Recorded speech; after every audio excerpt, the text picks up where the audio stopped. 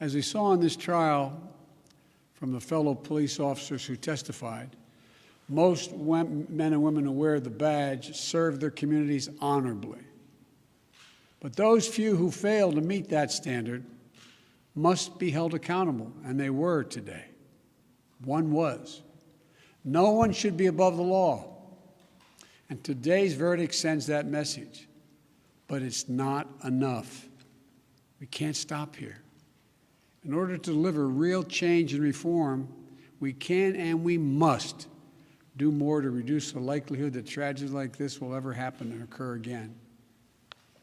To ensure that black and brown people, or anyone, so they don't fear the interactions with law enforcement, that they don't have to wake up knowing that they can lose their very life in the course of just living their life.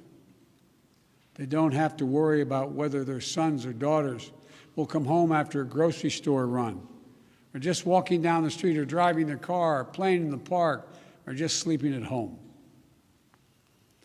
And this takes acknowledging and confronting head-on systemic racism and the racial disparities that exist in policing and in our criminal justice system more broadly. You know, state and local government and law enforcement needs to step up, but so does the federal government.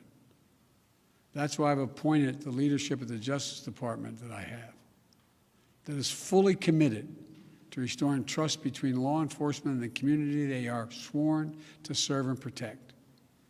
I have complete confidence in the Attorney General, General Garland's leadership and commitment.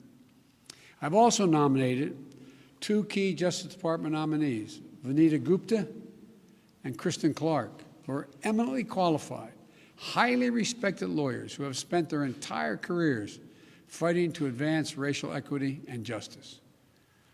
Vanita and Kristen have the experience and the skill necessary to advance our administration's priorities to root out unconstitutional policing and reform our criminal justice system, and they deserve to be confirmed.